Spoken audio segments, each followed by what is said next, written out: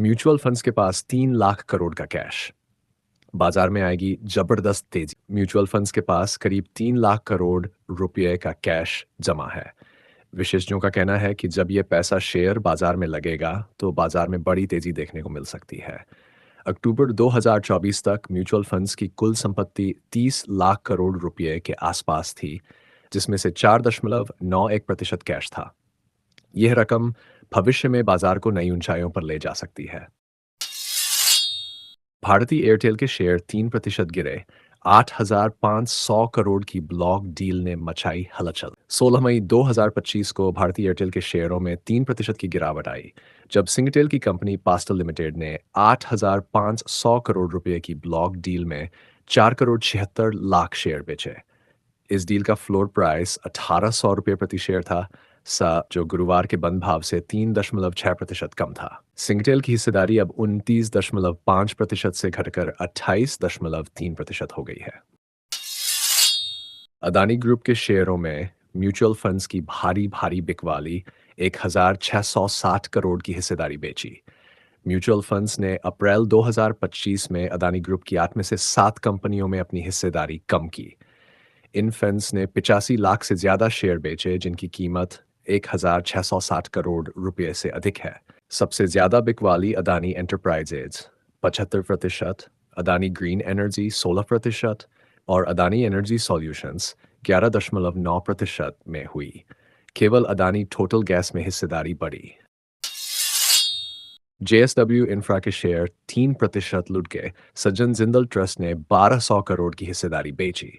JSW infrastructure के शेयरों में 16 मई को 3% की गिरावट आई, जब सज्जन जिंदल फैमिली ट्रस्ट ने 1,200 करोड़ रुपए की ब्लॉक डील में 4 करोड़ 20 लाख शेयर बेचे। ये बिकवाली सेबी के 25% सार्वजनिक हिस्सेदारी नियम को पूरा करने के लिए की गई। कंपनी ने चौथी तिमाही में 57% मुनाफा वृद्धि के साथ 516 करोड़ रुपए कमाए।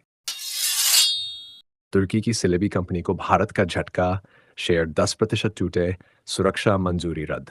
भारत ने तुर्की की कंपनी सिलेबी एविएशन की सुरक्षा मंजूरी रद्द कर दी, जिसके बाद इसके शेयरों में 10% की भारी गिरावट आई। Bureau of civil aviation security ने राष्ट्रीय सुरक्षा के कारण यह कदम उठाया। सिलेबी भारत के 9 हवाई अड्डों पर ग्राउंड हैंडलिंग और कार्गो सेवाएं देती थी। कंपनी ने कहा कि वह इस फैसले के खिलाफ कानूनी कदम उठाएगी। Q4 नतीजों और डिविडेंड का ऐलान। भारत हेवी इलेक्ट्रिकल्स लिमिटेड के Q4 नतीजों के बाद शेयरों में 4% तक की गिरावट देखी गई, लेकिन बाद में शेयर थोड़ा संभला और 2% ऊपर बंद हुआ। कंपनी का मुनाफा 3% बढ़कर 504 करोड़ रुपए हुआ, जबकि आय 9% बढ़कर 8,993 करोड़ रुपए रही।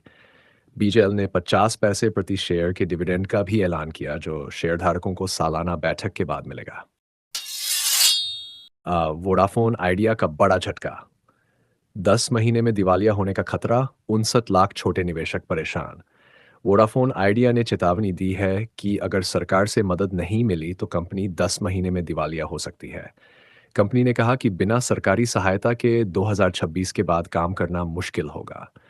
इससे 59 लाख छोटे निवेशक चिंता में हैं। कंपनी का कर्ज 2,17,000 करोड़ रुपए है और सरकार की 49% हिस्सेदारी भी खतरे में पड़ सकती है।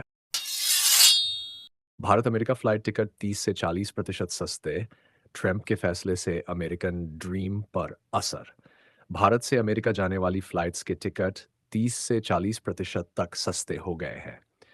पिछले 3 हफ्तों में यह कमी देखी गई, जिसका कारण ट्रंप प्रशासन की नीतियां और यात्रा मांग में कमी बताया जा रहा है। इससे भारतीय यात्रियों को सस्ते टिकट का फायदा मिल रहा है, लेकिन अमेरिकन ड्रीम को लेकर अनिश्चितता बढ़ रही है। FiI ने तोड़ा रिकॉर्ड। एक दिन में 8,831 करोड़ की शेयर खरीदारी, बाजार में हलचल। 16 मई 2025 को विदेशी निवेशकों ने भारतीय शेयर बाजार में 8,831 करोड़ रुपए की भारी खरीदारी की, जो 2025 की दूसरी सबसे बड़ी एकल दिवसीय खरीदारी है। घरेलू निवेशकों ने भी 5,187 करोड़ रुपए के शेयर खरीदे। इस जोरदार खरीदारी से सेंसेक्स और निफ्टी में तेजी देखी गई, जिससे निवेशकों में उत्साह बढ़ा। जेंसोल इंजीनियरिंग के शेयर फिर चमके। लगातार चौथे दिन 5% अपर सर्किट। जेनसोल इंजीनियरिंग के शेयरों ने लगातार चौथे दिन 5% की तेजी दिखाई और अपर सर्किट पर पहुंच गए। ये तेजी तब आई है जब कंपनी पर सेबी की कार्रवाई और 510 करोड़ रुपए के कर्ज डिफॉल्ट का मामला चल रहा है। 14 मई को आयरडा ने जेनसोल के खिलाफ दिवालियापन की याचिका दायर की। फिर भी शेयर बाजार में निवेशकों का भरोसा बढ़ता दिख रहा है।